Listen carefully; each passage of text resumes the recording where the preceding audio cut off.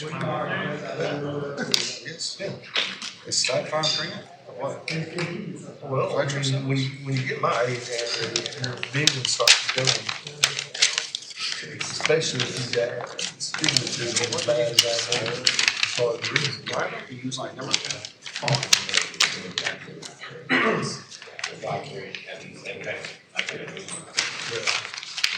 I think the day I turned 40, I could go on to wear the same contacts and I could wear it the rest of my life. The majority of my life. I had to put me in contacts. I didn't wear contacts for 2 years. Finally, the vision just was going crazy. Like right when I turned 40. You got national All right. championship. Let's go ahead and open this meeting up with a prayer, and then we'll move on into the work session items. Pray with me. Lord, thank you for allowing us to gather here this evening. We ask that you watch over us, watch over our families that we leave at home. We ask that you guide us and that our decisions glorify your name. In Jesus' name I pray. Amen. All right. First discussion on the work session is Reeves Across America. Mark, do you want to introduce who we have here with us? I do. Mary Church from the VFW. I'll let you say all your designations of titles. I'm just a commander, that's it. Come stand up here, right in there. Oh, I don't like that, that means I'm not that shy. What do you say right there? Not this spot. Barry came to the city back in probably October of last year and told us about the Wreaths Across America, which I had not heard of. And I think they started back right after 9/11. Oh, no, It's been going on longer than that. yeah, they've been, the guy that started actually started when he was 12 years old. That's right. That's And right. if you'll go back and look at now Habersham, they've run 2 series on it, that tells the story. And he started, wanted to lay wreaths up at, Maine. in Washington, at the cemetery there. And they gave him one place where nobody would see it. And it took off so much that, but this year, we'll be laying a little over 3 million wreaths in about 4,800 different locations. And it's all nonprofit. Everything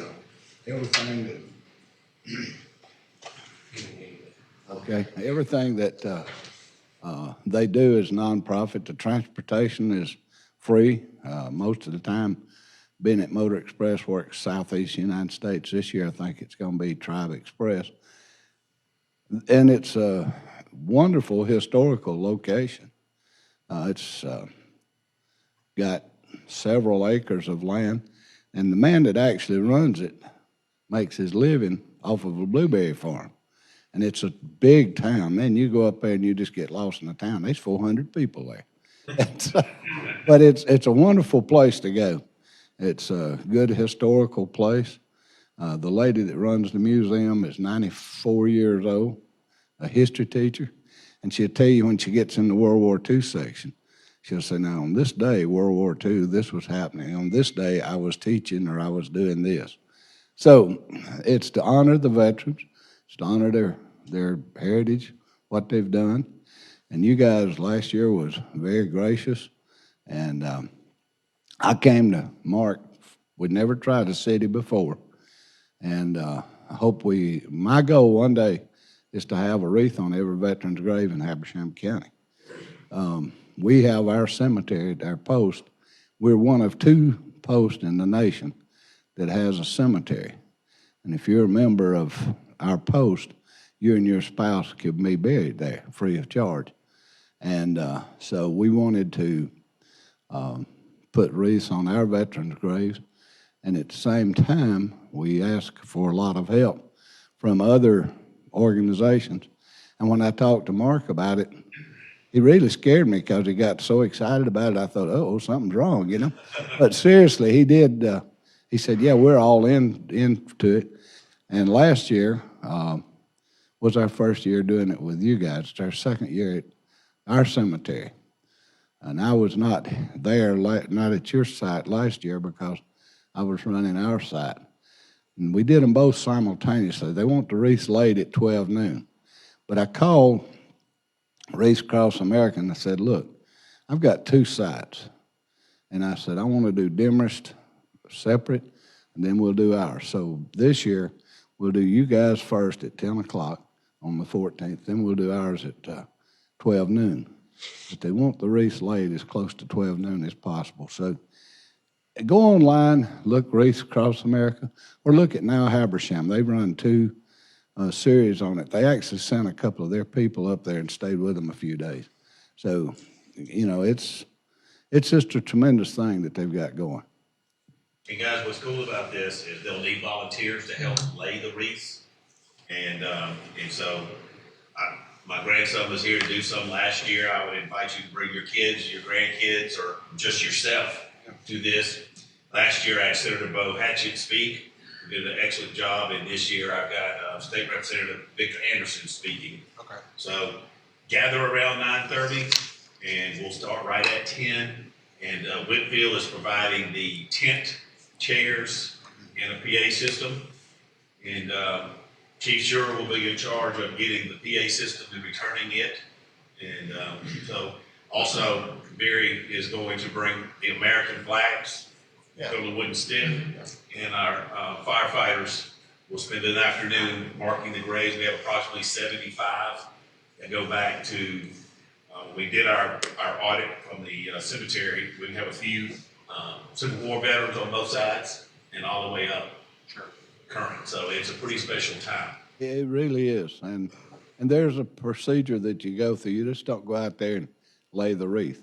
If you're a military person and you're laying a wreath, you're supposed to lay the wreath, step back, salute, and speak that person's name. If you're non-military, you just step back and call the person's name. So it's a very moving program. Like I say, it's done in about 48 different locations around the country. If you ever get a chance to go, it's just about 3 miles before nowhere. That we got up, when we went up there, we was in a motel and a lady asked us, said, "Where y'all going?" We said Columbia Falls. She said, "Oh God, that's 300 miles past nowhere." And it's right on the line of Canada and the United States and Nova Scotia. And just wonderful people. We walked in and you'd have thought we was somebody.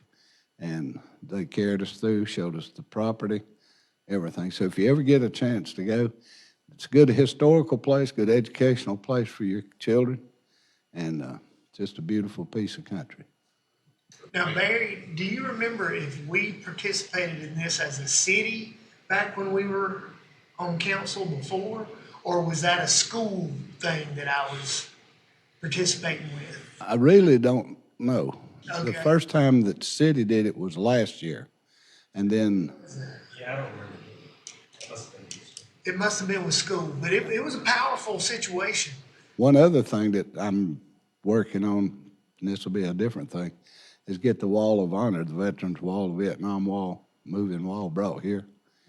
That's something in the works. But this is one thing that I feel like that we can do for our veterans, last thing we can do for them. And so if you've ever been in a cemetery on Christmas Day, and I have, that's a pretty lonely place. And so this is what we want to do is replace the veterans wreaths on the 14th and leave them there till sometime in probably mid-January, and then we'll pick them up. Any other questions? But guys, do go online, take a little time, go on Now Habersham and look it up. They had one last night, and I believe a couple of nights before they had the first one. It's really worth the read. It's a good educational thing. Well, we're honored to participate, and thank you very much for asking us. Well, it's definitely our honor. But Mark, I can't really say enough about Mark. He, when I walked in here last year, usually when you go into, because I worked in government 34 years, and usually I don't know. But he was scared me because he just jumped all over it and said, "Yeah, we want to do this." So I was really pleased with it, and we appreciate what y'all have done. We really do. We appreciate y'all. Thank you very much. Thank you. Yes, sir. Mary, I'll turn a little bit this way. No, back this way. This way, though.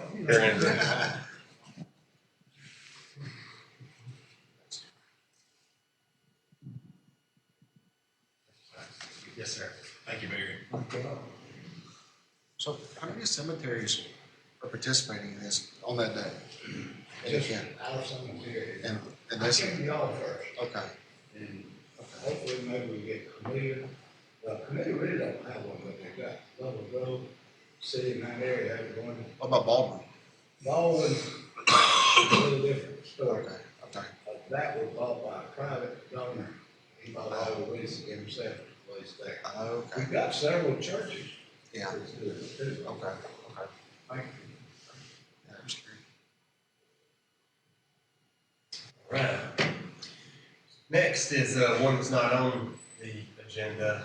Mark, you want to invite Sammy Smith on up? Yes, sir. Come on up, Sammy Smith from Rainmaker and Associates. Hey, bro. How we doing? Y'all, Sammy is here. I sent y'all an email. Sammy is working with the gentleman who is doing a update story on the big cat. And we were in this room a couple weeks ago. Mr. Foster, Mr. Popham, Sean, and we're in here to be interviewed about this film that they're going to be doing on an update. And so Sammy's involved, and so I'll let you take it from there on what you're thinking that was in that email the other day. Okay, thank you, Mark, and hello, everybody. It's good to be back. Sammy Smith from Gainesville, and I'm helping a documentary filmmaker who is going to feature a film on Johnny Mize. I met this guy at the University of Georgia when he was showing another documentary, and at the end of that, he mentioned his next project is Johnny Mize. So I approached him and I said, I can help you. It's been fun to reconnect. The guy is a professional documentary filmmaker based in Atlanta. On this project, he has been here, as Mark just said. He interviewed Sean and John Foster and John Popham for some background. He's been, of course, on the Piedmont campus. He's been at Haversham Mills baseball field. He's been back here at the baseball field, across from the old gym. So he's got quite a bit of footage. And there, as you know, Jerry Grillo did this authorized biography with lots of photos and family history and, of course, baseball history. His timeline is such that he's still putting the documentary film together. It would be about, the finished product would be about a 20-minute movie.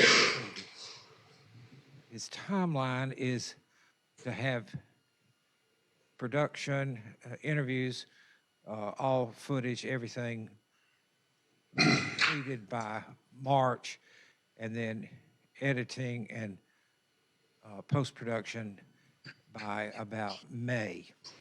So he's taking his time to do a very good project. I am here to ask, to appeal to you and offer you to be the presenting sponsor, the title sponsor of the documentary, which is an investment, and I can talk details with Mark for you all, but that, for your investment, of course, screen time on the film, Hal, the producer, would come here for a press conference announcing the whole project. You could do that here in your lobby in front of that giant photo that's over there. Then we are trying to negotiate with Piedmont for debut the film when it is ready, using the Piedmont Theater, which is high-tech, of course. It'd be a great venue, particularly with Johnny's legacy at Piedmont. Then he will also produce some DVDs to sell. All of this. He's a one-man show, and it's pretty interesting, the work you get out of one man, but he's a pro. So I want to just make an appeal to you as an investment, as the presenting sponsor. He will have some lesser sponsors, others, to help underwrite the project. But, and again, I can share details with Mark as we go. So there's nothing urgent for tonight. This is background, and for you to see me and to know that I'm working on the project. Be glad to. Does he have plans for broadcast of this documentary? His other documentaries have not been broadcast to my knowledge. I can find out, Sean, but they, to my knowledge, they have not. Thank you very much, Sam. Yes, sir. Thank you. So glad to be here. Yes, sir. It's good to see you. Thank you. Thank you, Sammy. Thank you.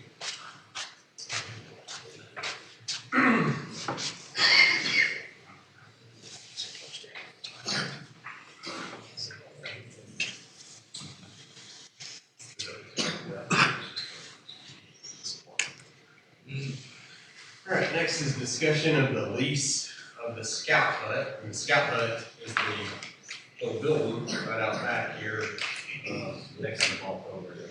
All right. I think was that put the email. Look in your front cover there, you should find an email from Darn here. Just a second, a minute to read that. And then I'll go with the explanation.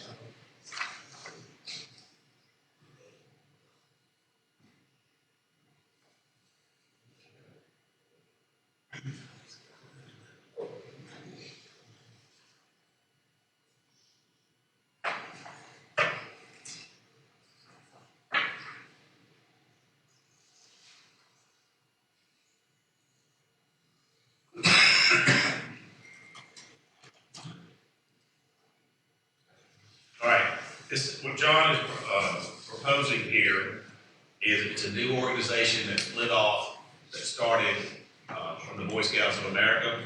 And what they're trying to do is do a boys only, it's called Trail Life.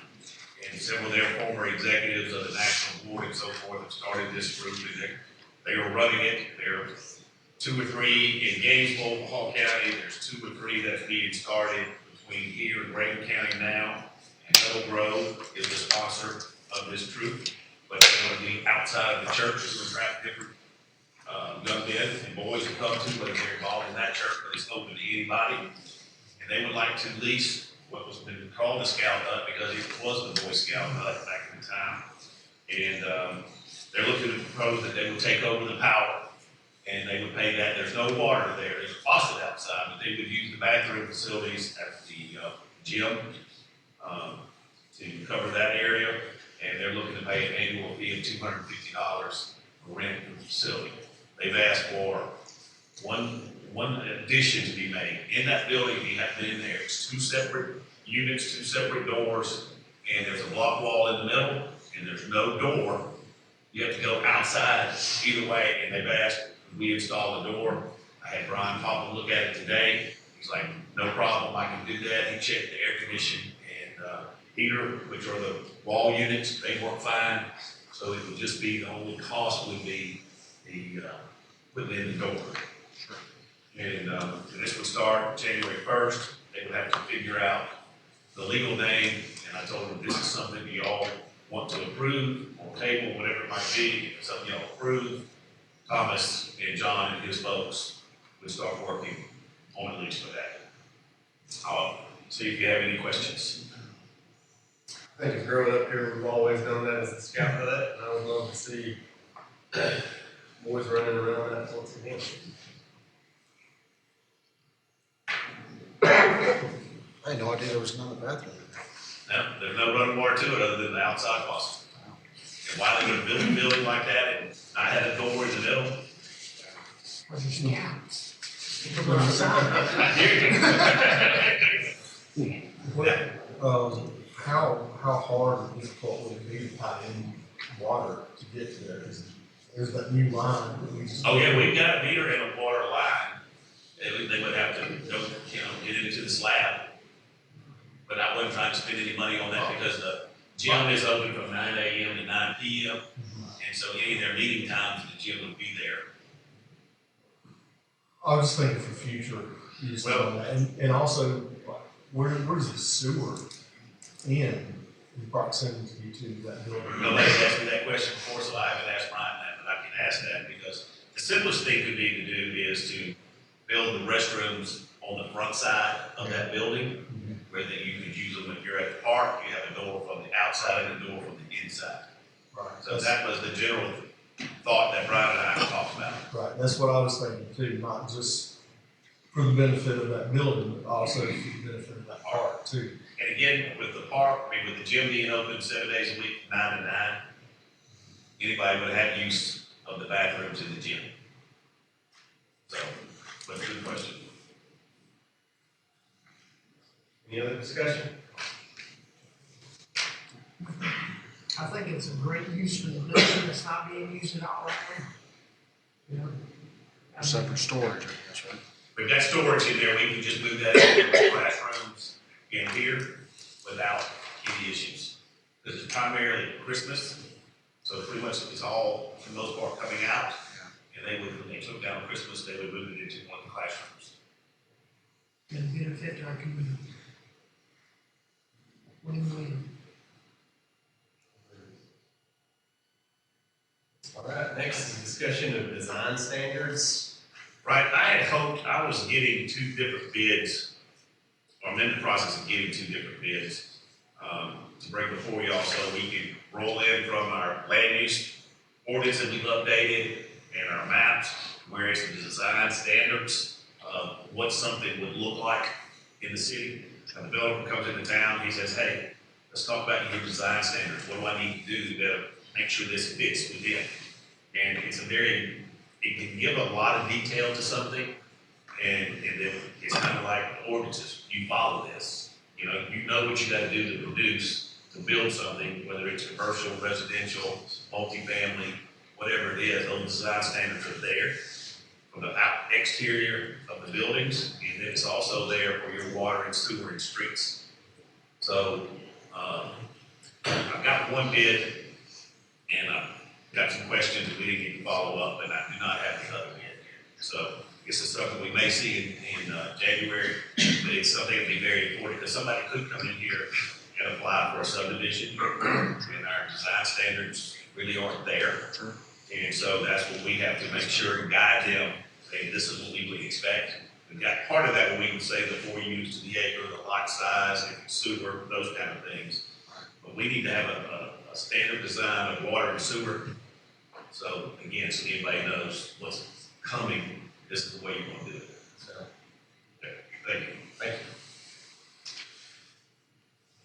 Next is discussion of Habersham Partnership for Growth. Habersham Partnership for Growth come out years ago. How many years ago? But 2018 was kind of the initial inception. Okay. So that spun off from Archway Partnership, and I was on that representation of the city of Demorest back then during Archway when that spun off. So I was around for the original development for Habersham Partnership for Growth, EDC. And during that process, we looked at banding with all the municipalities, so we all come to the table, so we had a voice on economic development. And that's what we were looking at. Charlie, y'all have the floor to get up and speak about this. Charlie, let me say something, Mayor and Council. Yeah, please. If you flip to tab 1, and you will see a presentation that Road and Charlie will discuss when they get to that part. So, And guys, y'all don't know, it's Charlie Yeah, 5. Charlie 5 Rope Roberts. I'll introduce Rope here in just a second, but I did want to emphasize that what we now call Partnership Habersham, we've shortened our name. The legal entity is the name you see in your documentation up on the board. But we are a public-private partnership, and that's the key. We are funded mostly by the private sector here in the community, so that's what I wanted to emphasize. So we're grateful for our private and our public partners, and fortunately, we've got most of our municipalities that do support us, including you guys, which we're grateful for the past support. And with that, I'm going to turn the floor over to Rope and let him give a short presentation on an overview of the partnership. Make sure to talk about his background and all his years. Well, I was going to say, I can't, we'd spend most of the rest of our time, if we're good to go over Rope's resume, so, but Rope is no stranger here, he's a resident here, Clarksville resident, been in Habersham for a long time, but he actually, for Georgia Power, was able to oversee economic development efforts for 23 counties in this region, so he knows the region well, he knows economic development well, and we're fortunate to have him as our Partnership Habersham chairman, so he is serving 2 years as our chairman, and he's about to hit year 1. So with that, I'm going to turn the mic over to Rope. Good, thanks, Charlie. Yeah, it says Sammy said when he leaned over and said, "I thought you retired." And that's what happens when you retire, but I did learn to say yes to certain things and no to other things. So Richard Hagler and Alan Neesmith cornered me before I retired and asked me, would you mind doing this and coming on board? I said I'd be glad to, and so this is my first full year as chair, and I will finish out next year. But the time that I've spent has been to organize. As you can imagine, we needed to put some things in place that included the cities, the county, development authority, the Board of Education, all the partners here in the community. And that's what was important to us. So Partnership Habersham, just what Charlie said, as the name implies, we're a partnership. And it's a public-private, or really a private-public, because the private sector pays 70% of the bill. The public sector, which we receive money from the Board of Education as well as some of the cities, and not all, we have 7 cities, and I don't expect all to contribute, but for those who want to be a partner. And that's what I'm trying to do, is go around and make a report, an annual report of saying this is where we are, and that was part of what my goal was for communication, is to get out, meet the council, and I have to say that I think, so you're next to the last. I think the Board of Education is last on my agenda this year, is getting on each council and speaking to them and giving them an update and a chance to ask questions. So with that, Mayor, thank you for allowing us, and for Mark, City Manager, who we knew each other, and Hall when I worked down there as well. Let me go over the 3 pillars of what Partnership Habersham is just again. Number 1, the whole focus is to help the existing industries in Habersham County to thrive and to expand. And the second pillar of partnership is to develop our workforce and develop a pipeline of workers for our industries and businesses. Again, that is helping our business and industries. And it's not just the industrial sector, it's the commercial sector as well. It's all businesses, because we realize they need people to work. And we produce about 450 graduates every May, and records show 50% of those after 1 year are already in the workplace. So are we getting them directly into the jobs that they want to be in, that they can contribute, stay here if they choose to, and start their own families and so forth? And the last one is to attract new industries and businesses here to the community. It's businesses that you want. Those who live here, you say, this is what we'd like to have. Yes, we work to get them. Sometimes it takes longer than we would like, but we do try.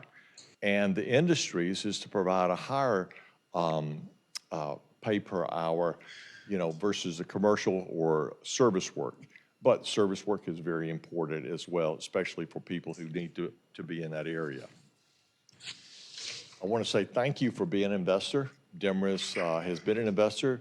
You are still on the books for this year. I know that that's why I'm here, is to encourage the payment of the dues. But I will say, it's not so much how much you contribute. It's what you contribute that matters to me, is that you are part of the partnership. Making a financial donation, just as I have, and just as so many other businesses have, to be able to be a part of this. And that's what I'm here today, is just to say thank you for your past investment, and I hope that you will vote to continue to be in 24 as well as 25 in the years to come. We did make some changes in our executive board to have more representation. And we would love for you as a partner coming on board. And if you would choose to have someone present, I would love to put you at the executive board as well. So that person would be able to come back and report to the board. And it would be, we typically do the mayor or the city manager, the two that we would say, you choose who would like to come. So we would love to have you part of it. I'm thankful to have Charlie. Charlie and I actually worked a project in Gainesville. Metal Direct that was the project in the Gateway Industrial Park there in Kubota. And that's how we met. And it was years ago, and then the opportunity came for Charlie to be here. He has been really a good person for this job to take Tim Lee's place. And, what you don't know, Charlie is known all over the state, and having somebody who is known, especially with his role on the statewide technical college system of Georgia board of directors, people knowing, and that gives us recognition what's going on in Habersham. So it's really, that's the draw, is being able to have somebody who can move with other people, and when he needs help, know who to call in the state. That goes a long way. Plus, he's been in a number of meetings statewide for economic developers, which he's our professional economic developer for the county, and he represents us at Georgia Economic Developers Association as well as other meetings. He's been with us, I think, 5 years next month. So we're glad to have Charlie here. Accomplishments this year, what we have been able to do, we went to, I think it was in April, we went down to Atlanta to do a statewide pitch to the statewide developers and tell them, these are the lots we have, this is the property we have, this is what we have, and we'd be glad to have these types of companies come here. We're not looking for huge companies. We're looking for those that fit Habersham County. And really not somebody that's going to take away the workers from the existing industries. We want them to fit in when they come. So really, about 75 workers or less is the size we kind of target that area. But we'll say yes or no to whoever comes and then decide, is this the right thing for us? But going there, it was 35 statewide developers we pitched to.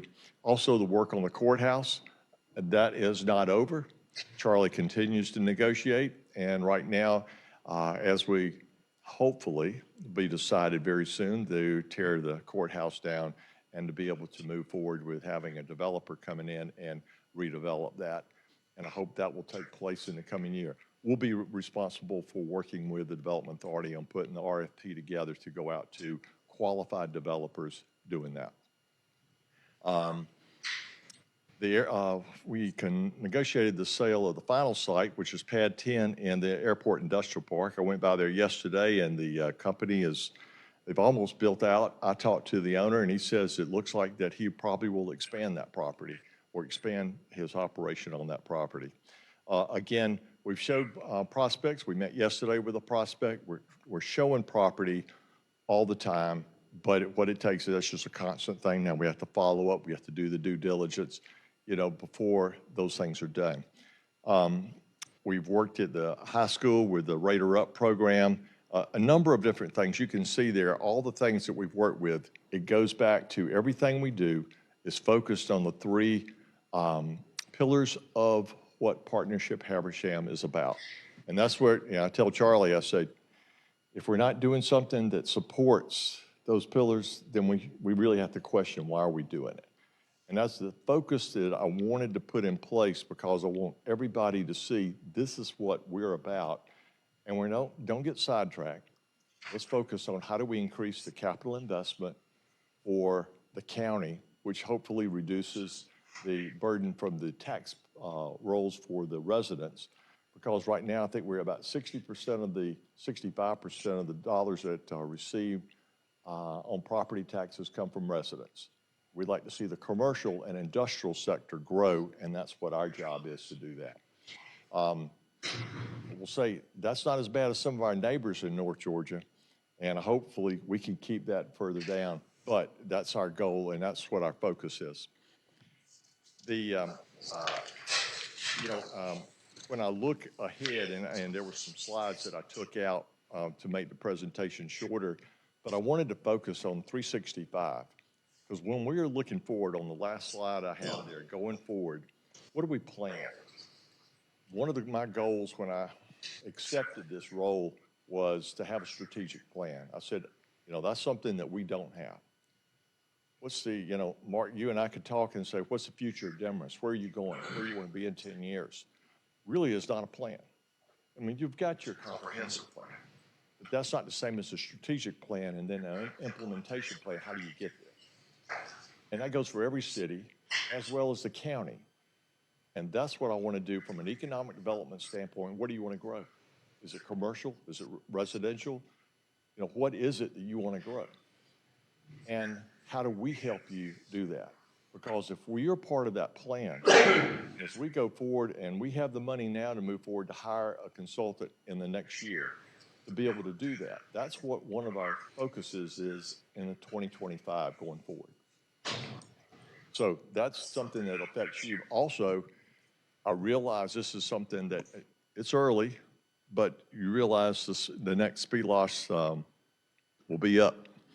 And we probably have to vote on it at the governor's race. That's in November in 26.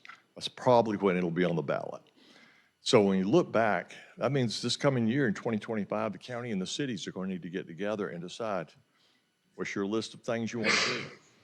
How much money do you get? The county, they can meet, but they can't promote it. And that's where they have to turn to us, because it's the private dollars that are allowed to do the promotion, just by law, you're required. And so we'll take it upon ourselves to make sure that we get that message out there. Whatever you decide from your meetings, whatever the focus is, that's what we're gonna make sure it's done. But that's something that also affects the county and the cities, and I wanted to make sure I bring that up. That's another way we're helping. But looking forward, that's what we see is going to have to be. Also, we're looking for a new industrial park. We're in phase 2 of the airport industrial business park, and we showed somebody one of the sites yesterday. Another one has already been has interest in it. So those sites will probably sell, and now's the time we realize we've got to be looking, because to buy a site and to put infrastructure in, it takes time. And so that's what the focus, that's probably part of the focus of the strategic plan as well, is to identify that and decide how are we going to acquire it. So with that, Mark, I'm going to stop. Mr. Mayor, any questions you have? I don't have any questions, council. No other questions. I would like to thank you all for the investment that you make in our students here in Hampshire County.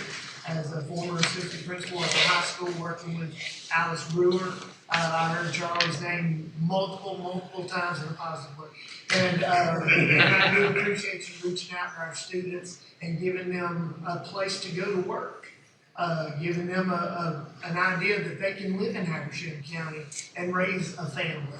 And that means a lot. I appreciate that. Well, thanks for saying that. We appreciate that. Yeah, that's a big initiative, is that workforce development. And we want to continue that. That impacts everybody in Habersham County. And what Alice started with Rater Up program to identify those students who were not going to go to post-secondary school. And we wanted to get them, we wanted to catch them early and go ahead and focus and get them into teamed up with people. And they know where they can go. They know their options. And they had the opportunity, because it's really an opportunity to, how do you live here after you graduate? And it's not easy. The cost of living here and the options, that's another thing that we haven't discussed on housing, but it's a real issue that we have to address as a group. And I've been addressing it as a consultant in different states, but I can see it right here in my own hometown. We need it. We've got to have it. So I understand it, because I had students, I had 7 children, and a number of those, and Jerry knows one of them. So, we've gone through school. We know what it's like to go through Central here, and that where they're living in 5 different states right now, they're also feeling the pinch of how do you afford to live? You know, you have a job, but how do you afford rent and pay the utilities? That's what we have to do every day. So I get it, and even though my kids aren't here, I want to make sure that the kids that are here, I realize how hard that is, and that's a focus that we really zero in on. And I appreciate Patrick Franklin at the board, and he has been a real champion to work with, and I look for great things to come from him. Anybody else? So I'm looking at the list of accomplishments Yes, sir. here, and I think I've been on council a while, and so I think we've met all of the commitments as far as financial, all 3 of those years. What specific accomplishments relating to the city of Demorest?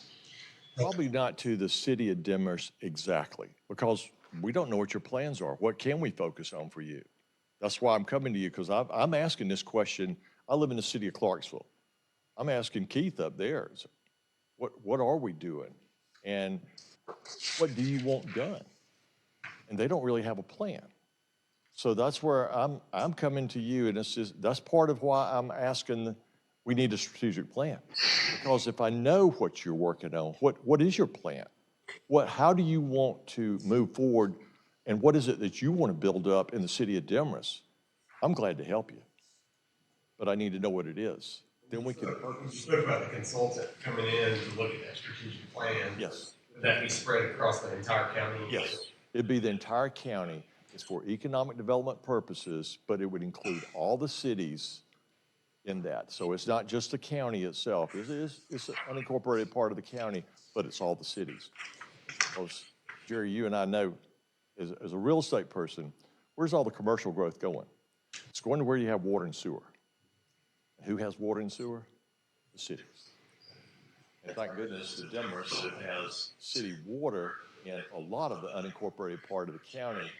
There's places that could actually get by with just a water system, even for a spray field, for fire protection, that all they need is sanitary, and they could have a septic system.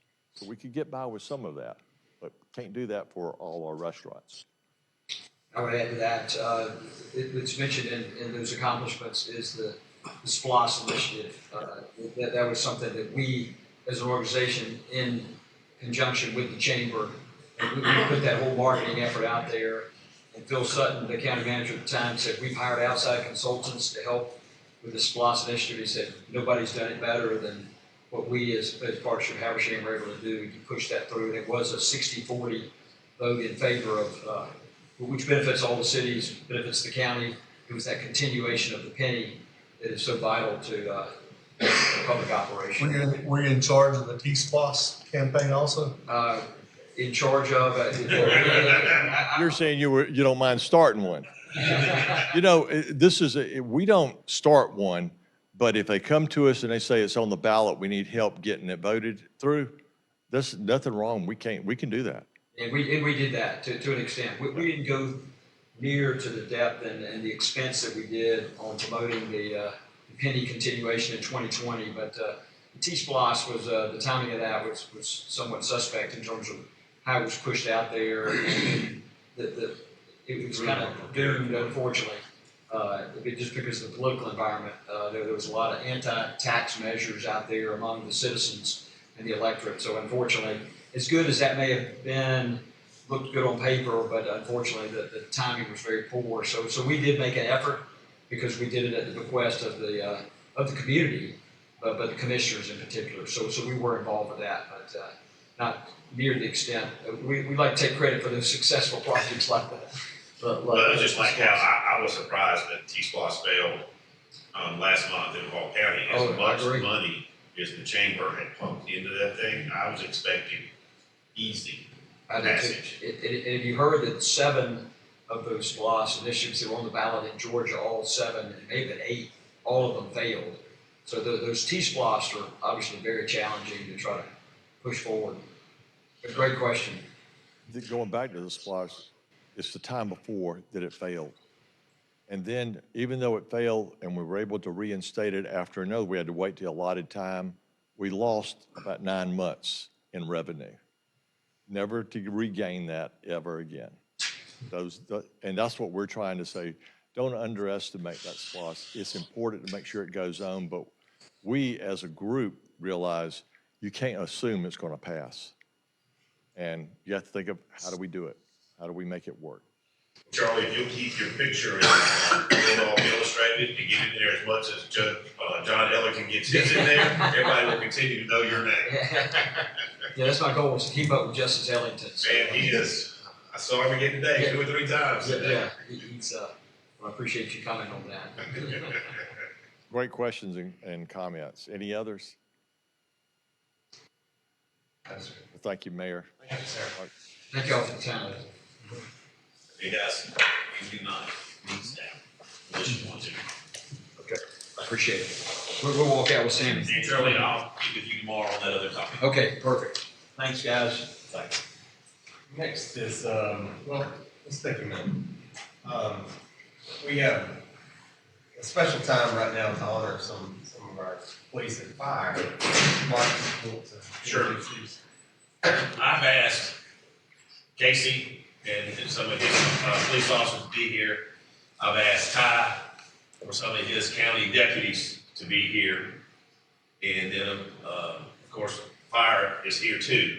A couple weeks ago, we had a situation that our 3 departments came together on a situation which I'm not going to go into detail. I'll let the professionals handle that. But when the incident was over, I called Ty and Casey and said, look, we need to honor these folks who did such a tremendous job. And as a team, and as that young lady sits back there in her uniform, what she did, and I'll let the guys and our firefighters were there behind them, ready to go and respond. So with that, I will ask y'all, Casey and Ty, y'all come up over here on the, let's turn this on.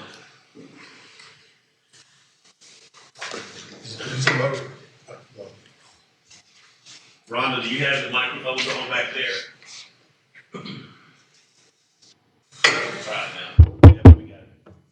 I'll take it too. I'm gonna let Assistant Chief Mantello tell you, I was on vacation during this time. I will say this, that we deal with this more than, people realize. We deal with this kind of stuff. They put their lives on the line of the community, and, it's an honor for them to be here, and I'll let James explain what happened, and, All right, on the morning of November 15th, at about 7:09 a.m., I got a call from Officer Ivester requesting my assistance to come out. Said he got a call through dispatch about a possible suicidal subject that was in the woods with a gun. So naturally, when we get these calls, they'll put fire EMS on standby. And since we only have one officer on duty during those times, the sheriff's office will come out with, and help aid us with these kind of calls. Deputy Sless, Deputy Townsend, they showed up and assisted. When I showed up, the guy was in the woods. Our fellows had perimeter set up. I was told that the subject that was threatening suicide apparently had some issues at home life, personal life. He was, and y'all correct me if I'm wrong, but he was a 16-year military Army veteran who'd recently been discharged, I think. Also was a competition shooter.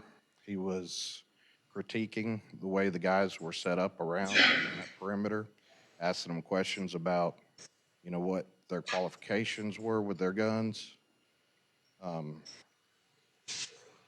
But Deputy Sless and Deputy Townsend, they were speaking with him upon my arrival, and I've been trained in hostage negotiations or crisis negotiations, and one thing they tell us is with her already starting that rapport and talking to him, to go ahead and let that happen. And she was doing that and doing a fine job, and I believe Deputy Celeste was doing some too, weren't you? Tempting. But one of the things we found out through the investigation, because we were talking to other family members, apparently males were a trigger to him. He responded really good to females. So if I would have took over, we would have had to break all that down, all that rapport that she built up with this guy, and we'd have had to start at the beginning. And with males being a trigger, that could have ended a lot worse. But these guys all did a great job. Andrea Townsend and Deputy Celeste, if y'all come on up here. Officer Ivester.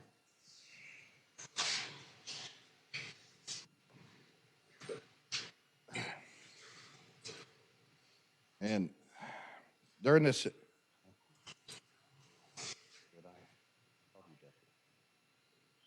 sorry. But, so with them talking to him, they were able, how long were y'all talking to him? Hour and a half, 2 hours. They were able to talk him out. He come out peacefully. He was away from the gun. Deputy Celeste had made contact with him, and he was far away from the gun.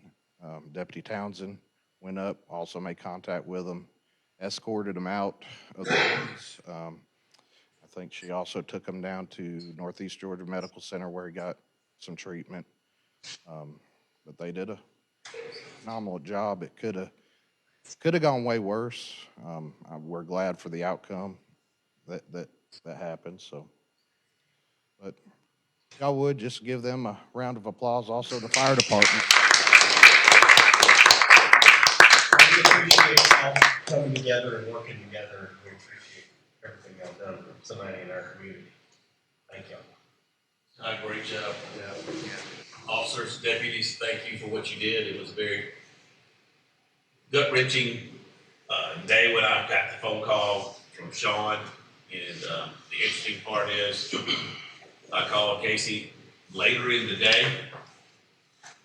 And as a good assistant chief, our chief didn't know about it yet because the assistant chief was handling the situation.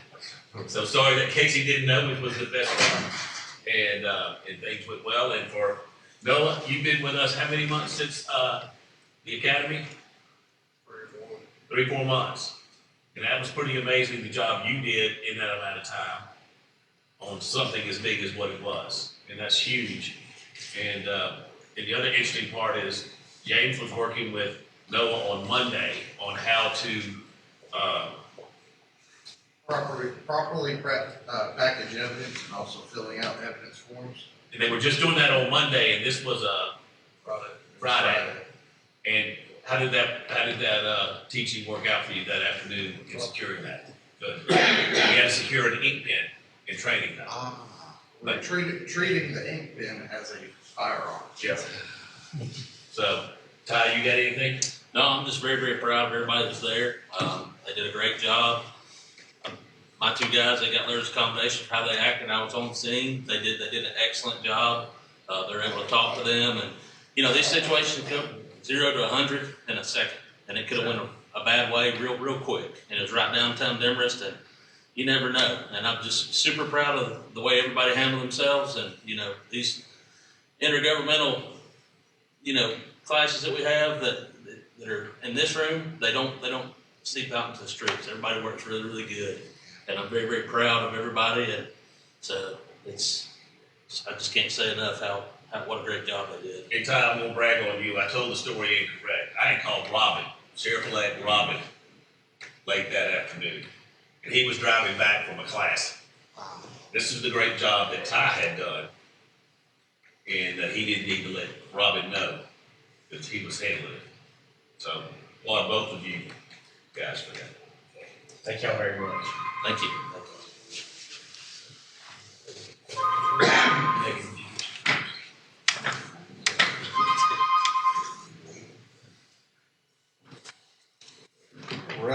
right, next is the probation contract. Casey, what you got for us? The probation contract is, I believe it's pretty much the same as it has been in the past. We've contracted with Alto the last few years. Their probation. Chris comes up and does all our probation for us. He does a great job. But it's pretty much the same, I think, that it's been in the past. Okay. Are you aware of any changes? I'm not, no.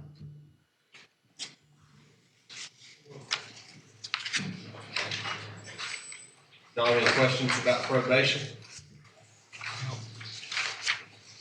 Just don't want me on it. Just don't want me on it. Thomas, do you have any?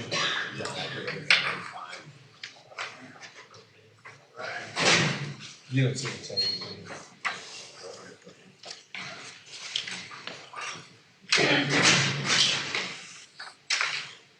All right. Next, let's move on to Sequoia Watershed sponsorship. Sequoia Watershed has been around for a very long time. We actually fall in the Sequoia Watershed area because the Hazel Creek runs into the Sequoia River. The Sequoia River wrote a grant for us when I was on council several years ago for stormwater inventory. So they did a full stormwater inventory of all of our stormwater throughout the city, which was, I think, a $25,000 or $30,000 cost to us that they did for us for free. Hired an outside company to come in and do a full inventory and made some recommendations on some repairs.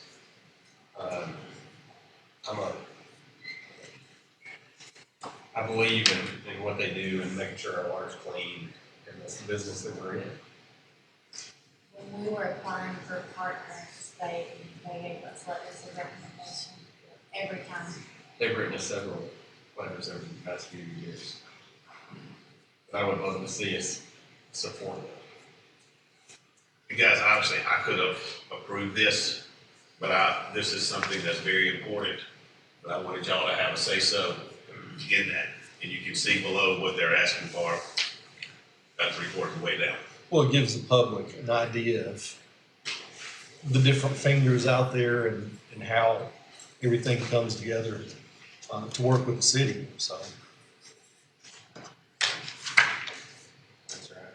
It's just an outstanding organization. Yeah. I can't remember the full details, but I remember when we were doing some sewer plant work, we had to have somebody come monitor the stream for the course of the year. And they came out here every week and checked the stream for us, so we didn't have to hire an outside organization to do that for us. So they've done a lot for the city over the past 10, 15 years. Any other discussions?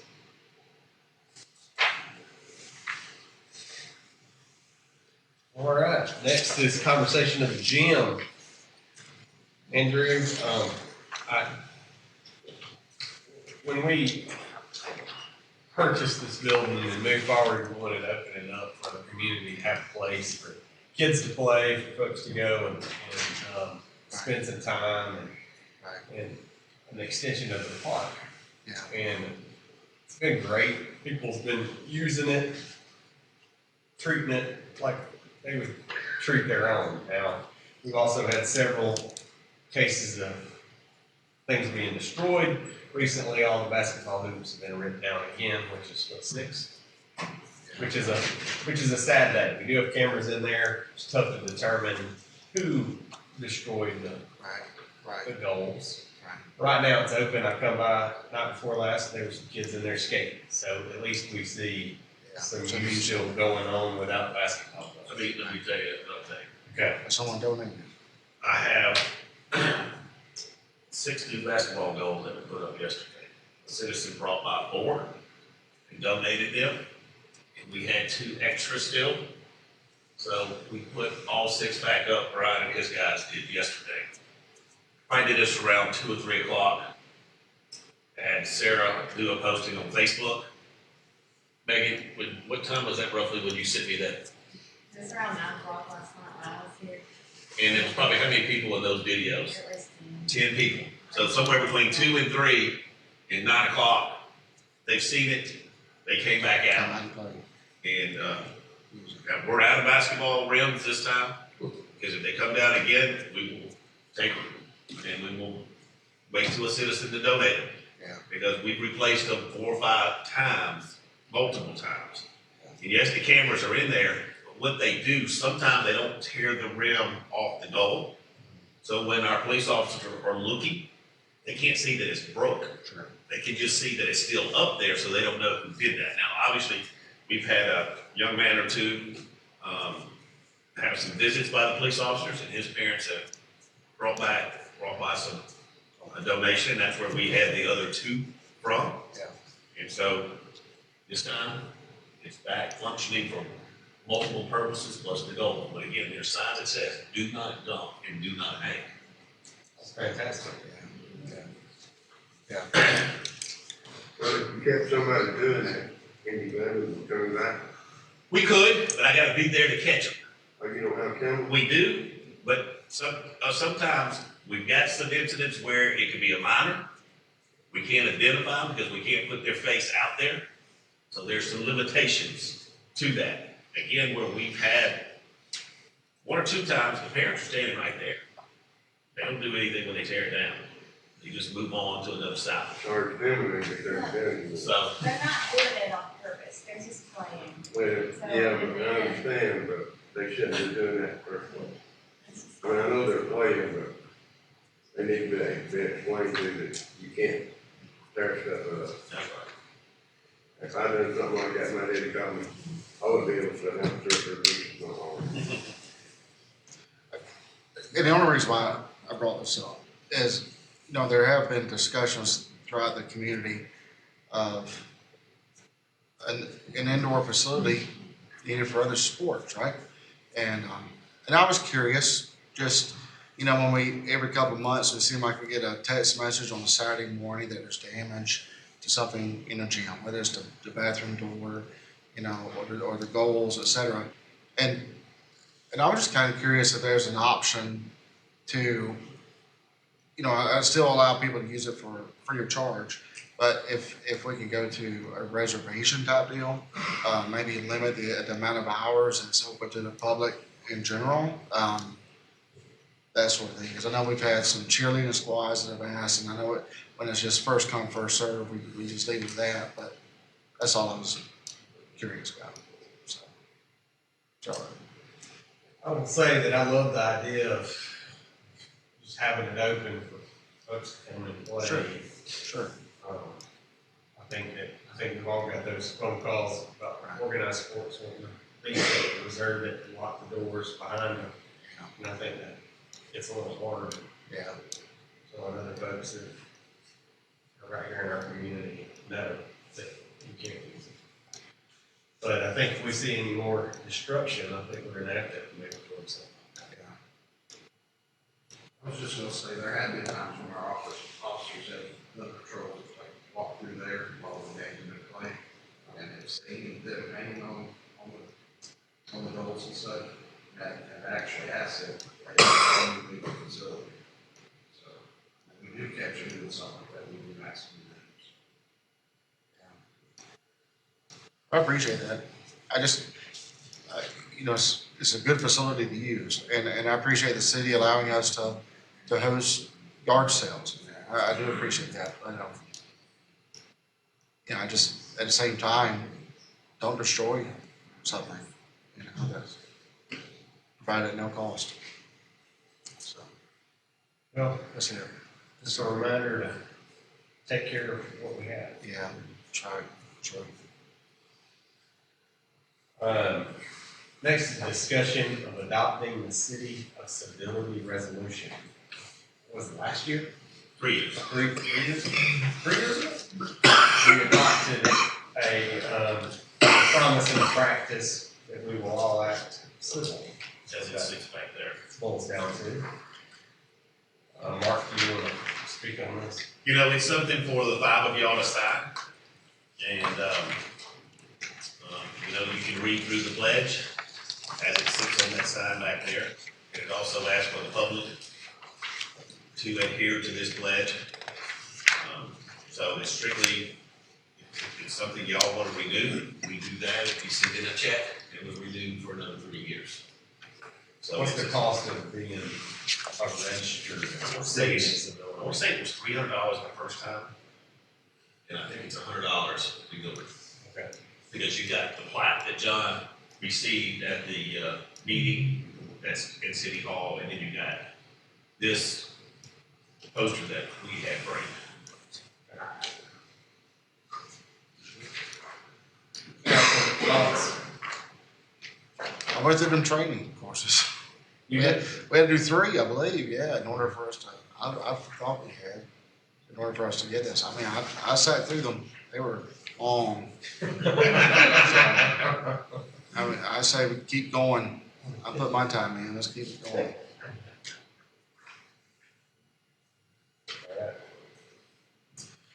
Let's move on to the discussion of a fire study. Mark? Right, we had our meeting last month, in the month of November, in this very room, where the county and all the municipalities showed up. And we discussed the consultant to look at this. Some of the city municipalities, I'm not sure if they're going to agree to look to see if there's savings, is there a better way to do it? But this is a resolution that the county prepared, and what they're looking for is any city that wants to participate in the study, that their mayor and council or council vote on this. And basically, it's no cost to the city to find out the facts and to look and see how we can do it. It's a pretty simple form there. And again, the county's paying for this. And, you know, in the meeting, in that meeting discussion, there were some, it got a little deep, got a little heavy at times with some folks being a little emotional about it and stuff. And again, I tell folks, if you want to look and see, not gonna cost you anything. So I would recommend that y'all approve this for us to go to the next step and to see what we can do, see what the facts are. And this conversation is not making, with this resolution, is not making any promises. It's just moving forward with the discussion and facts. Correct. Nothing more, nothing less. Thomas, do you have an opinion about this resolution? As long as it's just discussion of just. And it says that, it says that. If we get to the point where there's serious discussion, or resolve,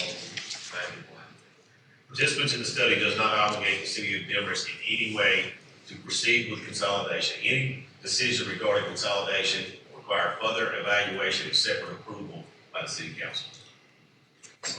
I agree that it doesn't, I agree that the way this is written doesn't obligate us to do anything.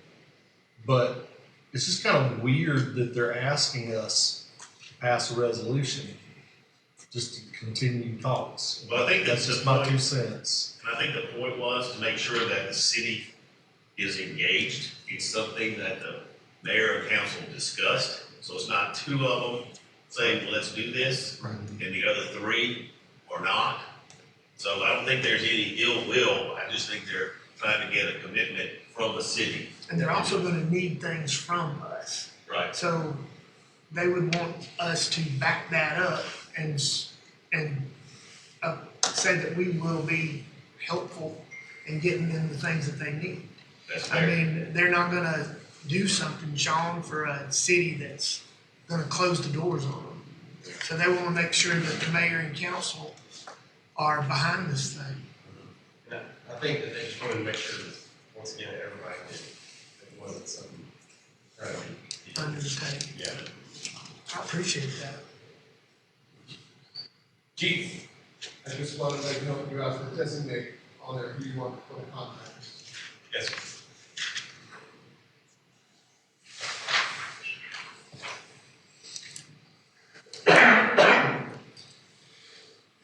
Chief is right, it does say on here to designate a title for his position. I would like to keep the fire chief and city manager on there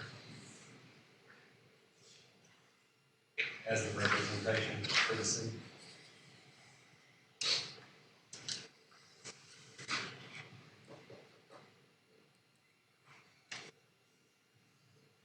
All right, let's move on to discuss once again about the ARPA I know funds. y'all are tired of hearing about ARPA. We have a deadline of some things we gotta do in the month of December. And, I've moved some things around because we've made some changes.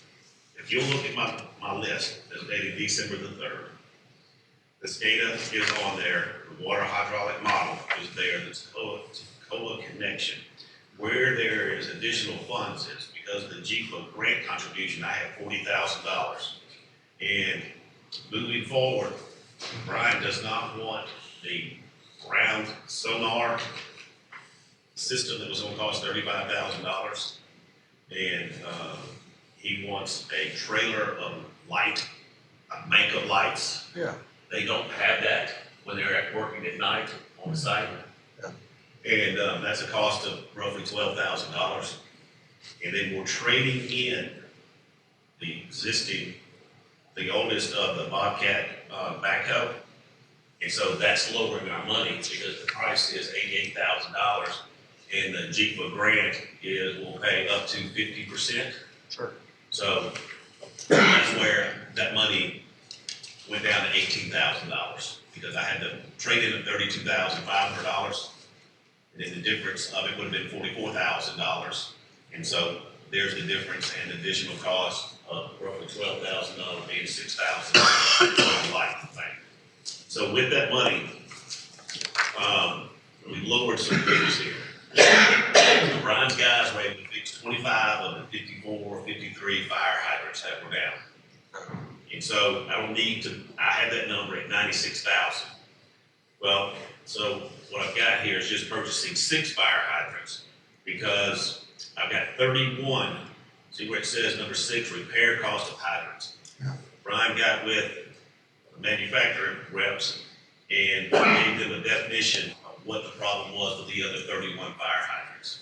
Well, for $30,000 and $25, they know what they got to do to repair those. So I lowered that number from 96 to the 35 to the 30.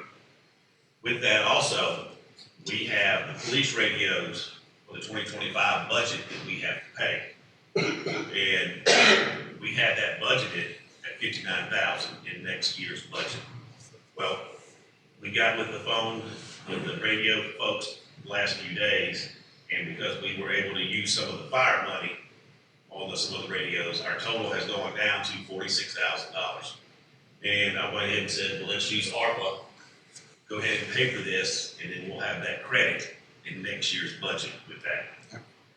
And we had the turnout gear and the storage at $43,500. And this is where the number's gonna change, because Dave didn't get that until before the meeting started. But that total is gonna reduce down by $35,000 to $39,983. Say that number again. So if you'll replace under the turnout gear and storage, $39,983. Okay.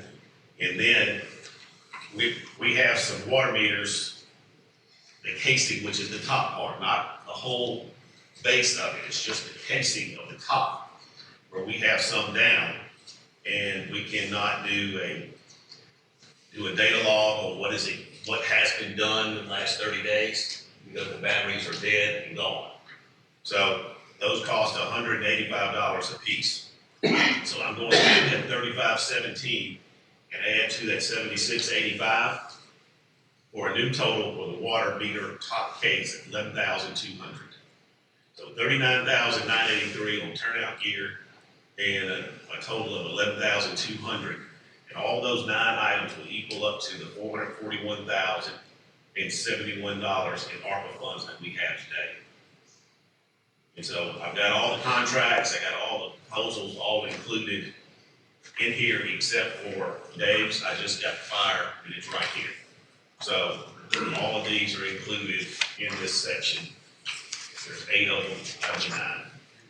So hopefully this is the last time that we'll have to talk about this, because it's just been a working document. Because we have to better identify the funds, and Megan and I had a conference call with the GMA on this earlier this week. Thank you very much. Any questions? All right, discussion of opening 2 banking accounts. Right, what I'm trying to do here, and I'll, when we go through the financials, I'll show you where these totals, where one of the totals is separated. What I want to do is designate, we have a fire hydrant fund that is on your water bill. You pay like $1.87 a month. That money goes into the water and sewer account, but it doesn't get designated as fire hydrant money. We're having to do these fire hydrant expenses because we're getting the funds, but we haven't been spending those funds on that expense. So what I want to do, each month, roughly $16,000 comes in. The fire hydrant costs, round number, $6,000. So that we build that each month, and it's designated for that M&O maintenance and operation on the fire hydrants. The second one is when we do new meter sales of $3,015, that money gets put into the same account. But that new meter sales, or when somebody comes in and wants to pay for the city to run a new 1,000 feet, those funds would go into the operational account of extensions, maintenance of those lines. We haven't been designating that, so I feel like from a financial standpoint, this makes us be accountable for those two expenses, but there's really 3 incomes that come off of that. So we would do this by the end of the year, so starting January 1st, we would have these deposits be moved as we do that. You need a vote for that to take to the bank. To that will authorize the signers. That's right, because Sean and I, Just Sean and I on the accounts, or you on there too, or Jerry on? Jerry, so it would be if y'all approve, it would be you two plus me, being 2 of the signers, so that we can open that account by the end of the year. Absolutely a good idea to have a separate account for what that money should be designated for, and why it's taken. Now, CPA doesn't really like it because it's generating 2 more accounts for them to keep up with. But I feel like if we don't designate it, we won't know it's there today. Hey, I got $50,000 and That's the way it's been done in the past, is that money's been intermingled with everything else. Some expense comes along, that money gets spent on everything else, not what it should be designated for. And again, the last time the fire hydrants were checked in the city, when we started this process, we know Brian's got 1 or 2 from 1929. The one over here on the corner of Walnut and Holly is 1946. So that's why I went ahead and said, well, let's get 6 new ones that we have in there in case they can't fix one of these, or something gets run over and just broken. So that's what I didn't want to build up an inventory of 30 at a cost of $6,000 each. So I feel like it's a pretty good plan of handling that in water sewer. I like it. Thank you. Any other further discussion before we move up top? Okay, let's take a 5-minute break and move up top. You guys, Chief, if y'all can come help us with the tables and these chairs on the front row, and there'll be one.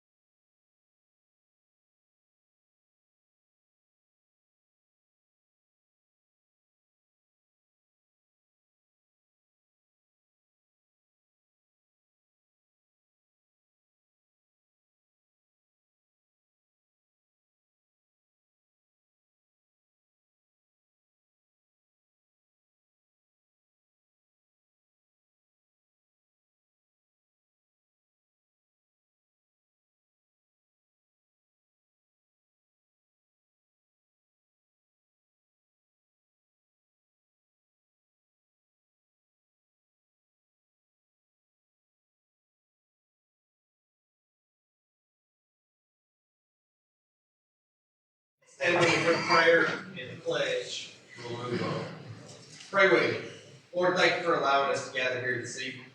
We're thankful for the cool weather. We're thankful for the leaves coming down. We're also thankful for Christmas time right around the corner. We ask that you be with us, be with our families. If they're left at home, watch over us, guide us. In Jesus' name I pray. Amen. Allegiance to the flag of the United States of America, to the republic for which it stands, one nation, under God, indivisible, with liberty and justice for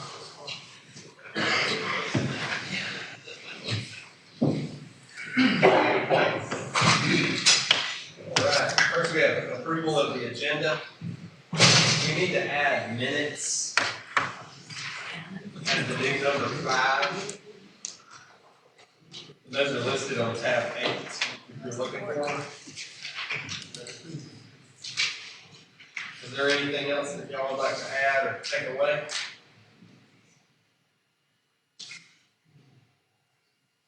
We'll entertain a motion to accept this amended. Make a motion to, accept the amended agenda with minutes added, what minutes? How many minutes are there? So it's, the 15th, October 15th, October 22nd, November 12th. Those three? So I make a Three meeting dates. what? 3 meeting dates. There's 2 meetings on the 15th, 1 on the 22nd, and then 2 on. Okay. All right. So I make a motion to approve the agenda, adding the minutes from the 15th, the 22nd, and the 12th, for all the minutes for all those days. Thank you, sir. Second. All those in favor? Very good. All right, next is consideration of lease of the scout hut that's out back here. Oh, I'm sorry, what's the important part, public comment? Who do we have here to speak? We set forth the podium.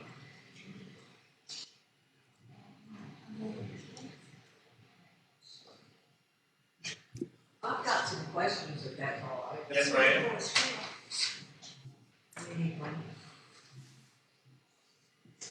Marie Evans, 101 Long Street. I've got a couple of questions in regard. you get a little closer to the microphone. You really want me to be loud, huh? We're trying to hear your question. Okay. Oops. I think I dropped my pad.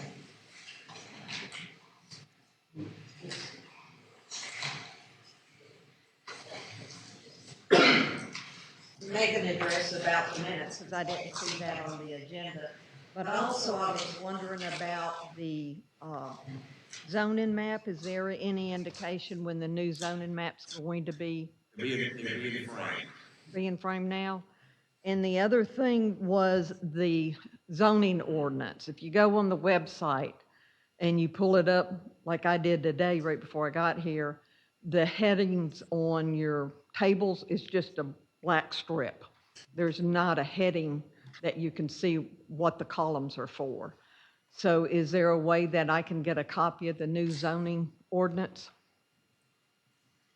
We'll make sure you get a copy, yes, ma'am. Okay. The other thing is, I know the last time that we were here and we talked about the lot that's across the street from me and my husband Alan and also Pat Taylor, we went through the list of things, and the attorney also came up and was talking about the different things that the guy needs to do. Has anything been filed at all? No. Have they talked to you about filing anything? Johnny came by yesterday to talk about something else, and he brought that up. And I told him, I said, because he asked for to go there too, so I gave him those charts, went over those with him. And I said, here's the items, things, what they need to do. And But nothing's been presented to the city at all? I haven't heard from the potential applicant from, I think it was back in October, I think, when he came by the office. So there's been nothing. So we're still at a standstill until somebody winds up filing something with the city? Correct. That's what I needed to ask about. Thank you. Thanks, ma'am. Anyone else? All right. We'll move on to minutes. Once again, they're on tab 8. Y'all will take a minute to look those over. We'll entertain a motion to approve or amend.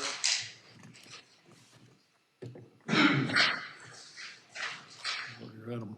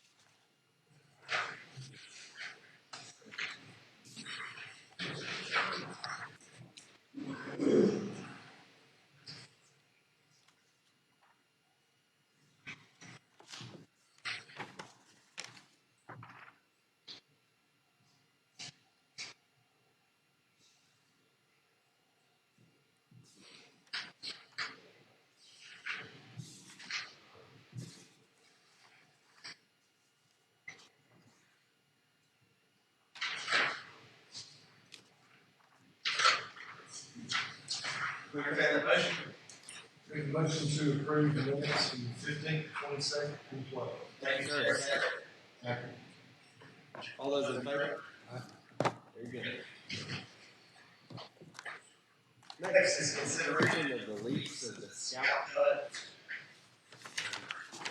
You see that come in. Like I said during the work session, I'm huge fan of seeing that turn back into what originally was designed for, built for, and I love to see young men running around there once again. They were a nonprofit. They are nonprofits. So that does not conflict with the loans the city has. Correct. Yes, sir. Would the lease be with Level Grove or would it be Trail Life? I'm not sure that's incorporated. They're the charter.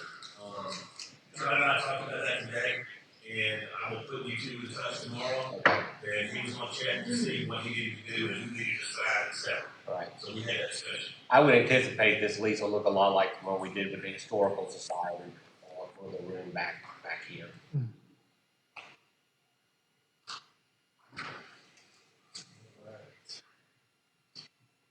Council will entertain a motion to move forward with the lease agreement, design.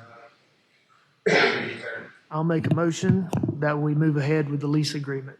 Thank you, sir. Second. All those in favor to move forward with that? Thank you.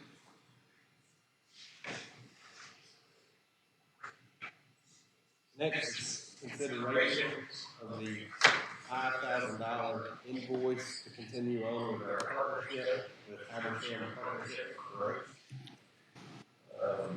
I still have some questions I would like to talk with Mr. Roberts and Mr. Five Ash and discuss the amounts. So I would like to make a motion to table that until the next meeting. Okay. Any other further discussion on that? We're going to turn that as a table. We can entertain that as a table, but I would like to go ahead and go on record by saying that that organization does a lot for the students in our community, and they are productive with our students in our community that want to stay and live and grow up their own children in Habersham County, and they are appreciated. Thank you, sir. What was the title of that? That is Partnership Habersham. Got it, thank you. We have a motion to table that, and we need a second. Thank you, sir. All those who move forward to table that until next month. Thank you. Next is consideration of the probation contract that's presented to us, and Casey has indicated there's no change to this contract. Do we have a motion to move forward with that contract? Make a motion, move forward with the contract. Thank you, sir. A second? All those in favor to move forward with that contract? Thank you. Next is consideration of the Sweet Watershed Association sponsorship. I think they're asking for $1,500 annual sponsorship with this. I would love to see us continue on with some sort of sponsorship with this.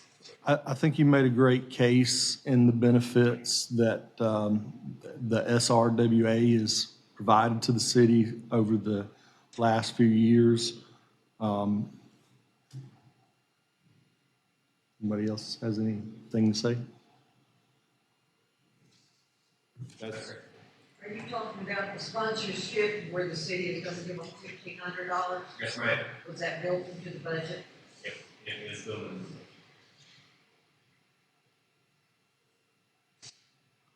Make a motion to go forward with the sponsorship for the SRWA. And what amount, sir? The amounts that's listed, the $1,500, Thank you, sir. Do we have a second? two numbers. Table sponsorship. The other one is that sponsorship $500. Whether it's free, or Is that built into the budget? yes. I include that. $1,500 for the sponsorship and the $500 for the table sponsorship. Thank you, sir. A second?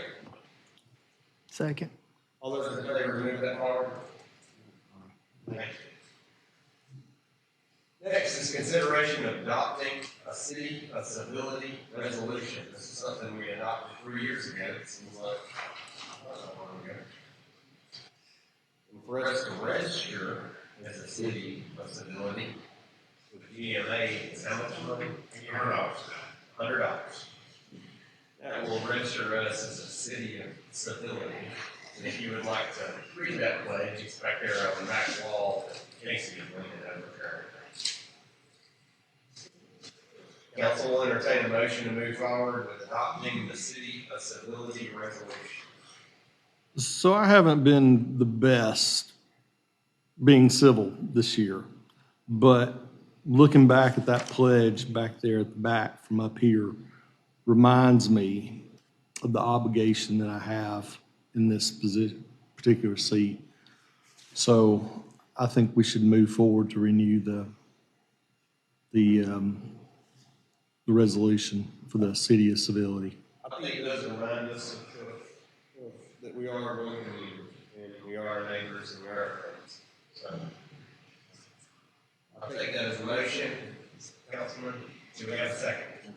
All those in favor move forward with that? We have to sign it tonight? No. Maybe we'll get out with training tomorrow and Thursday, so. I have a copy, you can sign We'll it. get City Hall. Yeah, we'll meet with y'all. Next is consideration of moving forward for a fire study. This is a resolution prepared by the county asking Demorest to participate in the fire study for consolidation of feasibility study. It says not obligate us in any manner. Directly says that it doesn't obligate us. It also asks us to designate something. So if we decide to move forward with this council in motion, I would like to hear the designation or who you would like to be the representation for that, i.e. fire chief and city manager would be options. I still think it's weird that we are being asked to pass a resolution just to continue talks. But I agree that there's nothing in the resolution that's committing us to anything. I mean, it's committing the county to spend money on whatever they have to do for that, so.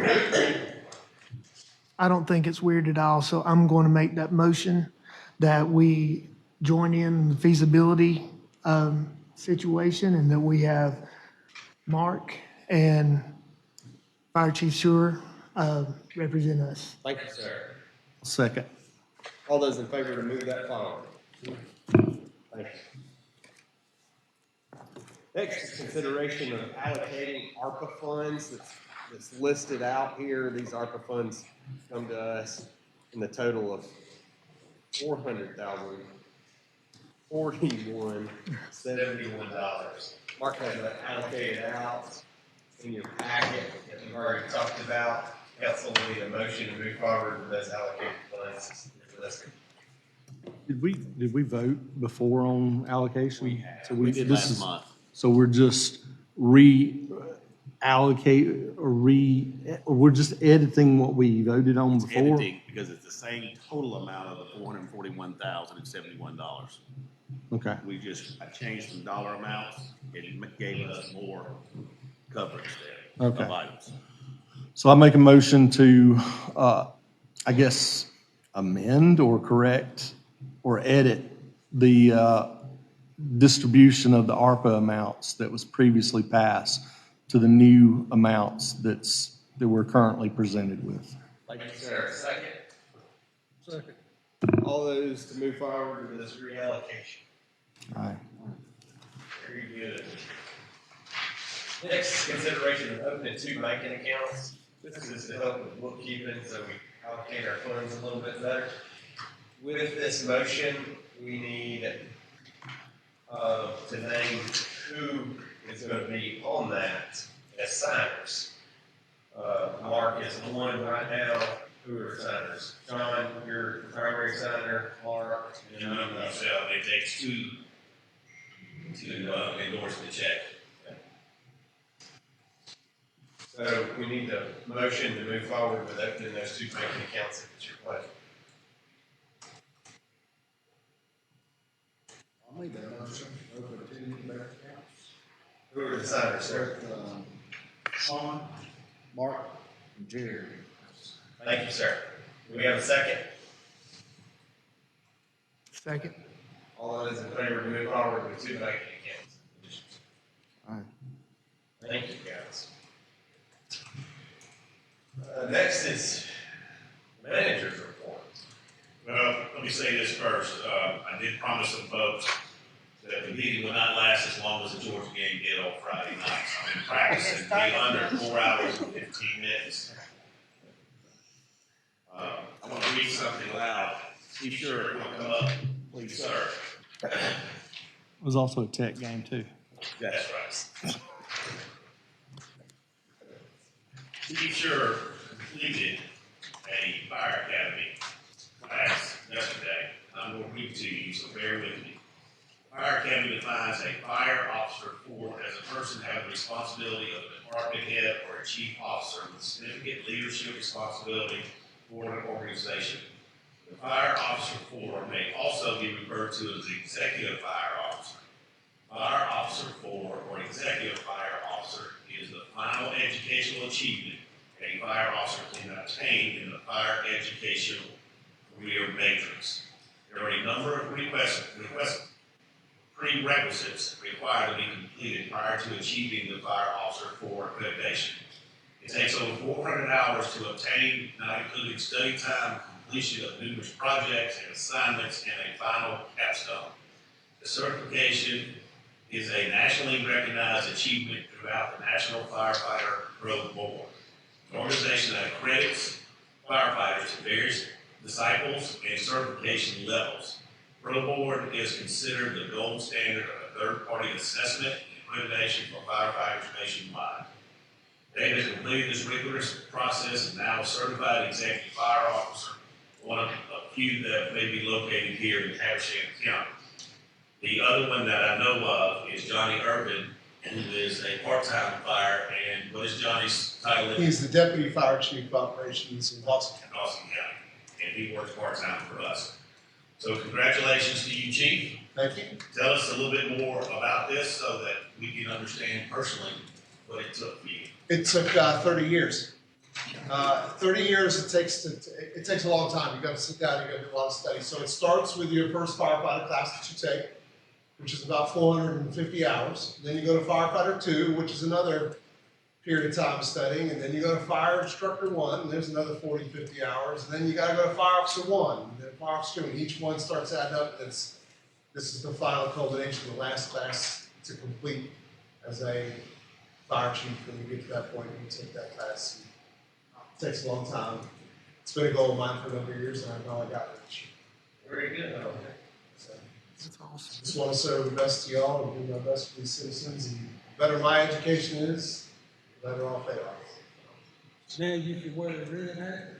No, I don't wear a red hat. I keep a white hat. White hat. That's what you wear. We wear white hats. So they can't get dirty. Actually, they get dirty quite quickly. But yeah, it's supposed to be a symbol, and the white hat is a symbol of the chief also. Congratulations. Thank you. Appreciate it. Thank you.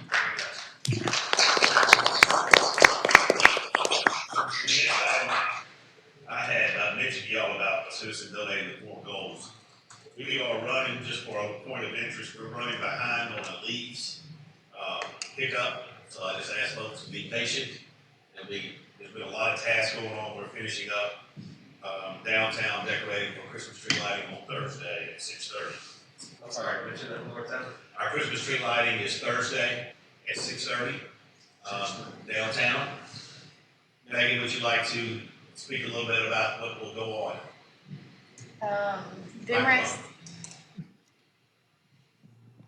Demorest Elementary School will be here singing. Demorest Baptist Church also will be singing. Santa will arrive on the fire truck, and then there'll be hot chocolate and cookies. So, and then Saturday, the fire department is hosting a photo op with Santa in an effort to raise funds for a family, like Shop with a Hero. What time is that? 1 to 5. Where? Downtown. Downtown. All right. We are starting to work on our LMIG 2025 list. One of the things that the county public works Jerry Baggett had asked was, what if we, as municipalities and the county, put all our LMIG jobs together and to present those out there as budget items for folks to come in and bid on them. They would be separate for each city, but one person, one company may get a bigger job getting all those, and to see if we can save us some money. So we're supposed to meet on that next week. That meeting we're obligated. So Brian is pulling our list together of streets to do that, and if we like the bid, we can go that route. If y'all so choose, or we do it ourselves. Just to let you know, that's being looked at. We talked about the Wreaths Across America being December 14th, 10 a.m. Volunteers to place the wreaths, whether you're a veteran or not, whether you know the person or not, but if you, your grandchild, your child, or anyone would like to participate, please be at our Demorest Cemetery. Before 10 o'clock, there'll be a couple speakers, ceremony, and then there'll be the laying of the wreaths. It's a beautiful ceremony. Yes. Was here last year in doing that, and also participated in a church that did it. Actually, it was just me and my father and one other person doing that, and we laid wreaths on veterans going all the way back to the Civil War also. And afterward, I went to the VFW cemetery, which has a Demorest address, but they're not in city limits, to view all the wreaths that they had placed there in their cemetery. And it's such a beautiful thing to see for all the veterans in all those places. I don't think the obligation that we owe to people ends when they pass away. So. I'm sorry, ma'am. December 14th, it'll start right at 10 a.m. It's not the same day that the Hampshire higher educators are doing theirs over the veterans. The veterans will do theirs at 12 o'clock. Same day. Same day, that's right. Mary Church was here earlier today, so yes, ma'am. Last year, most of everybody had theirs at the same time. As Barry explained, he broke it off so that we're going first. And then if you wanted to leave us and go to the VFW cemetery, you can participate in both of them at the same time. I know Donnie laid some at his grandfather's, that was at a different cemetery that, was not participating in that. Yep. So I knew that was pretty cool too. So hopefully we'll see some of y'all there and we'll talk about that some more. So, all right. Emergency locates, we had 21. Locates, we had 341. We had 341 work orders. We had 19 leaks to prepare, which meant we lost $313,000. Gallons. Gallons. Thank you. Gallons. Gallons. We said 11 new meters. And again, talking about that account, that would have been 11 times $3,050 that would have go into those new accounts to account for new extensions like that going forward. Here's the big numbers. We purchased 47 million gallons from Alden, 9 million from Toccoa, and 7 million from our Mize well, for a grand total of selling water of 63 million gallons in the month of let's see, is this October? No, this is November of this report. So 63 million gallons. And then we had streets, brush, and special projects, 238 loads of debris in that month. Now, the most interesting thing is, I know this report on this number is going to be from October. We've had Edwin Oglesby, who has been painting the fire hydrants and servicing the fire hydrants. Y'all might see that vibrant red color that hadn't been done in many years. Starting in September and October, Edwin by himself has done 225 fire hydrants, whether it's scraping, the paint, weed eating, painting, and servicing. To date, Ryan was supposed to give you that number today, but he got away from us. He's probably around 400. And now the weather really isn't conducive of painting out there like that. So we're going to pull him back to streets. And we have a total of 750 fire hydrants. So in roughly 3 months, he is a little over halfway by himself doing that, and that is a tremendous job. From our wastewater treatment plant, we are operating within our permits, and with our drinking water system, we are operating within our permits.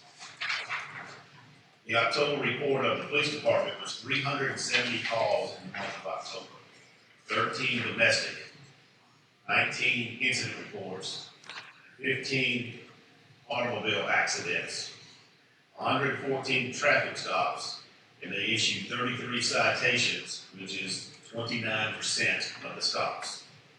And the police officers had 56 hours of training. For the fire department, we had 81 calls, 11 of which have been reported as structure fires or ISO reporting. So that, on average, is 2.61 calls per day. Total calls for the year through October is 1,016. Again, Dave gives me fantastic charts, colors. The Demorest code enforcement had 4 fire inspections completed, 4 property code violations, 3 inspections, and 2 new property code violation inspections. Code enforcement also had its first court case due to some transactions of some abuse, and so that has been handled, and the city was victorious in that account. There's fines and et cetera. Going into some general fund examples here, we had budgeted in 2024 for the insurance premiums of $156,000. I never know how much more it could increase to. Again, we talked about during the budget time, every insurance premium that is sold in the city limits of Demorest, depending on whether it's a property casualty insurance policy or life insurance, we can get up to minimum 1% of that policy amount, up to 1.5% on the life insurance.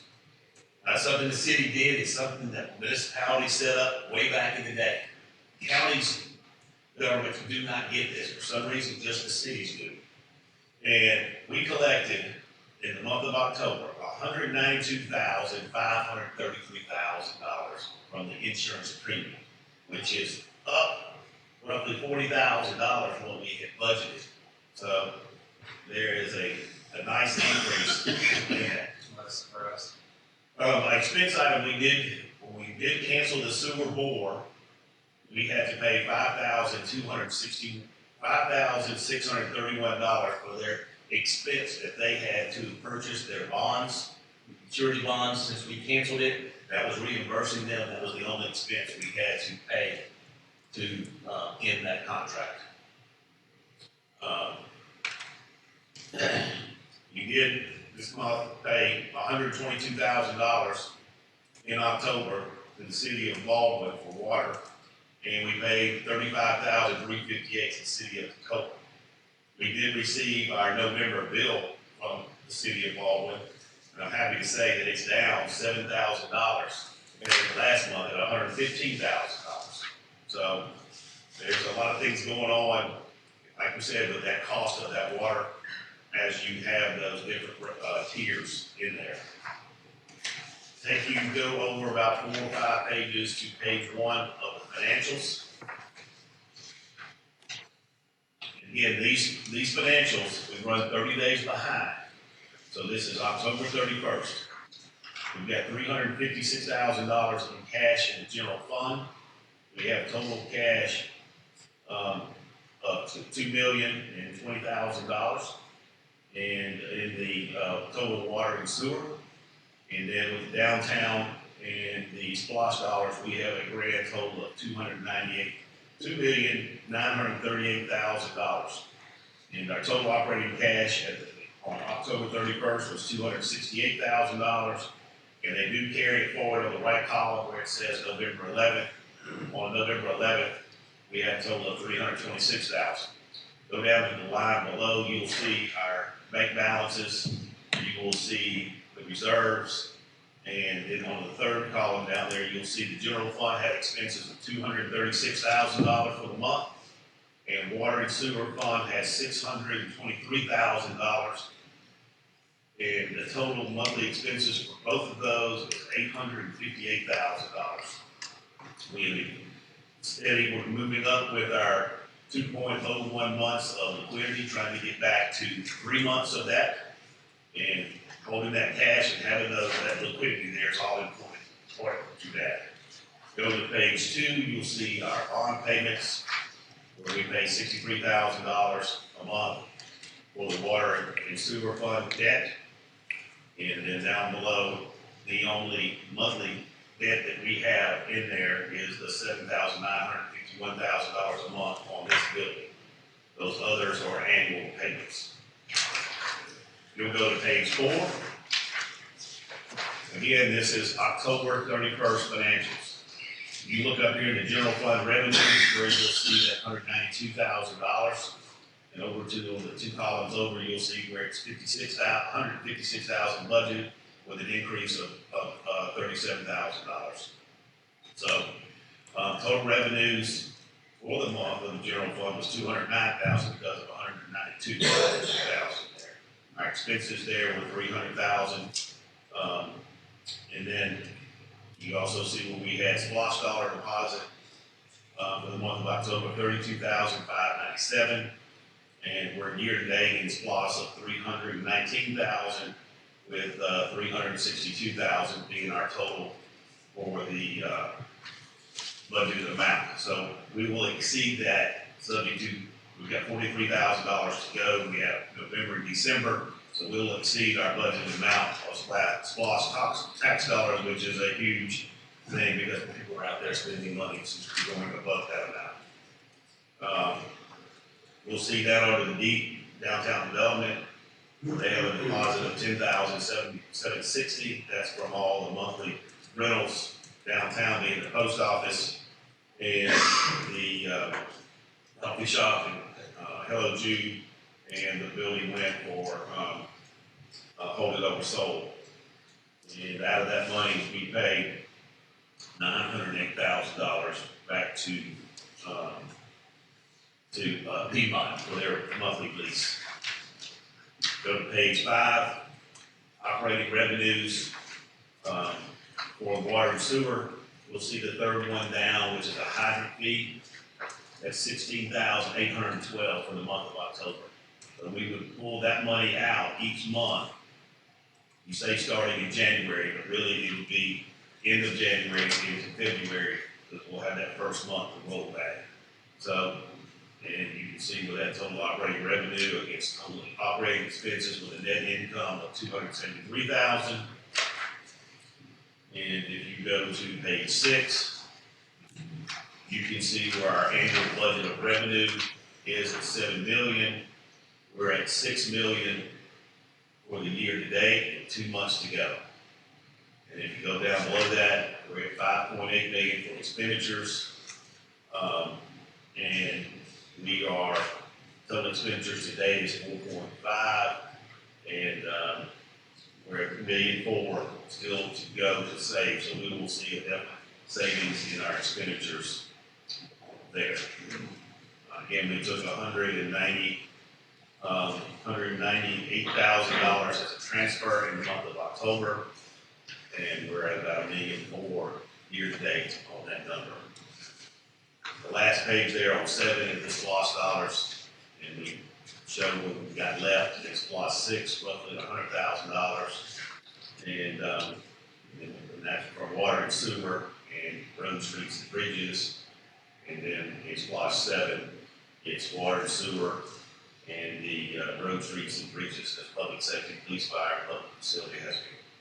So you can just take out those 2 annual payments of $46,000 and $94,000. So with that, that's what I did. And so that completes my agreement. Very good. Thank you, sir. Once again, we're keeping in mind the Christmas tree lighting this week, so we'd love to see everybody out there. We'll open the floor back up for appearance and public comment. Yes, sir. Yes, that's Christmas tree lighting. We're gonna be closing down the Parking lot to the post office that morning, because they got some things set up in there. And throughout the day, the parking spaces in front of the post office will be open for most of the day. We'll start blocking them off so we can block the road off so the kids can just walk around. We don't have to worry about cars coming through there. And you talked to the postmaster yesterday? Yes. Any other comments? Do we have anything for executive session? No, sir. Entertain a motion to adjourn. motion to adjourn. Thank you, sir. A second? All those in favor to adjourn? Aye. Very good.